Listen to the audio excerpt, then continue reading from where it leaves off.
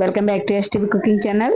ఈ రోజు మనం సింపుల్ గా ఇంట్లోనే ఐస్ క్రీమ్ ఎలా ప్రిపేర్ చేసుకోవాలో చూద్దాము. ఇంట్లో ఉండే ఇంగ్రీడియంట్స్ తోటే చాలా సింపుల్ గా మనం ఈ ఐస్ క్రీమ్ ని ప్రిపేర్ చేసుకోవచ్చు. దీనికి కావలసిన ప్రాసెస్ చూద్దాం.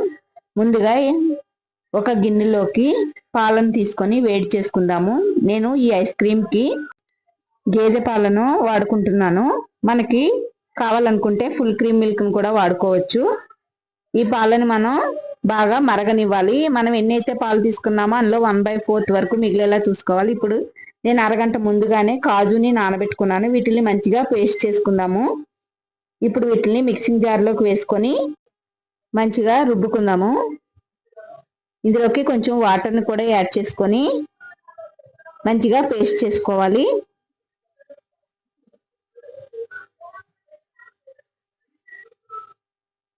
పాలు అనేవి మరిగేటప్పుడు వీటి పైన వచ్చే మేగడను పాలల్లోకి అనుకుంటూ మనం వాటిని కలుపుకుంటూ మనం బాగా మరగనివ్వాలి. పైన వచ్చే మేగడను అంచులకు అంటుకుంటుంది కదా, ఈ మేగడను మొత్తాన్ని పాలలోకి అనుకుంటూ మధ్య మధ్యలో కలుపుకుంటూ మనం బాగా మరగనివ్వాలి.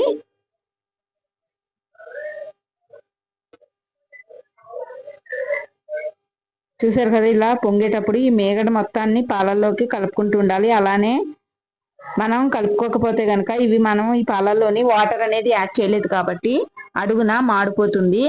కాబట్టి కలుపుకుంటూ ఉండాలి. ఇలా పాలు అనేవి దగ్గర పడిన తర్వాత ఇందులోకి మనం చక్కెరని యాడ్ చేసుకుందాము. నేను తీసుకున్న 1/2 లీటర్ పాలు ఒక 4 టేబుల్ స్పూన్ వరకు పంచదారని వాడుకున్నాను.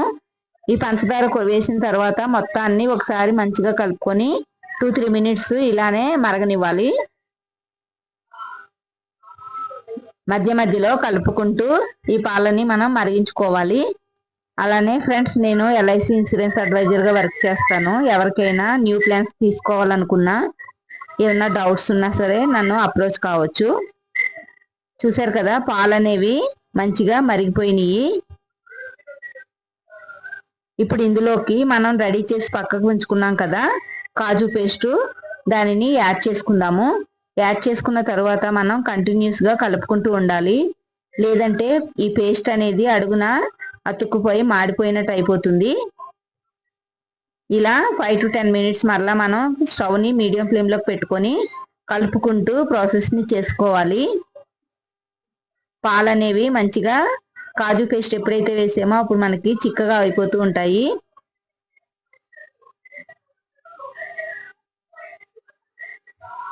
ఇలా కలుపుకుంటూ మనం నిదానంగా ప్రాసెస్ని చేసుకోవాలి.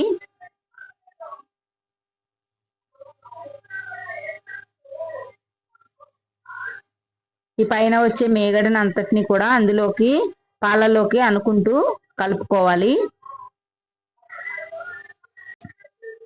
పాల కన్సిస్టెన్సీ అనేది మనం చూసుకుంటూ ఉండాలి. ఇంకొక 2 మినిట్స్ అలా మరగనిచ్చి మనం స్టవ్ ఆఫ్ చేసుకుందాము.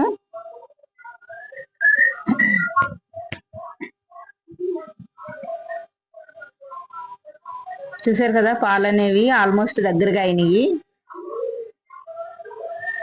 ఇలా దగ్గరగా అయిన తర్వాత ఇప్పుడు ఇందులోకి వెనీలా ఎసెన్స్ ని ఒక 2 డ్రాప్స్ వరకు నేను వేసుకుంటున్నాను.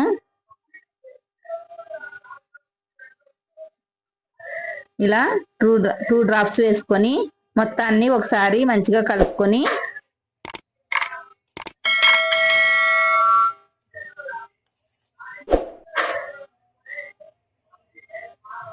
స్టవ్ ఆఫ్ చేసుకోవాలి. ఇప్పుడు ఈ పాలు అనేవి మొత్తం చల్లగా అయిపోయి రూమ్ టెంపరేచర్కి వచ్చేంత వరకు పక్కకు పెట్టుకోవాలి. ఇలా రూమ్ టెంపరేచర్కి వచ్చిన తర్వాత వీటిల్ని మనం మిక్సింగ్ బౌల్లోకి తీసుకొని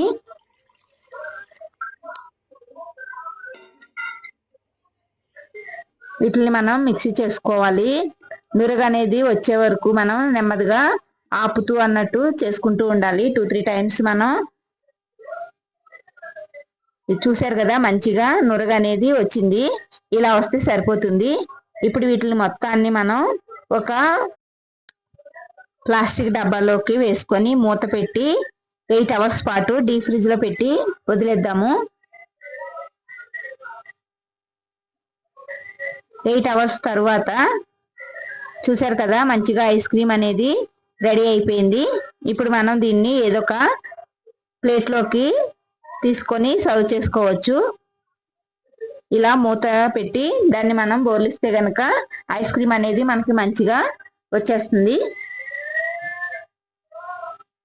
చూసారు కదా ఎంత నీట్గా వచ్చిందో.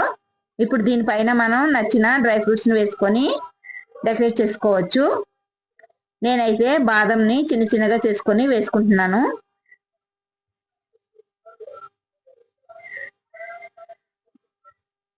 అంతేనండి, ఇంట్లోనే ఎంతో హెల్దీగా ఐస్ క్రీమ్ అనేది రెడీ అయిపోయింది.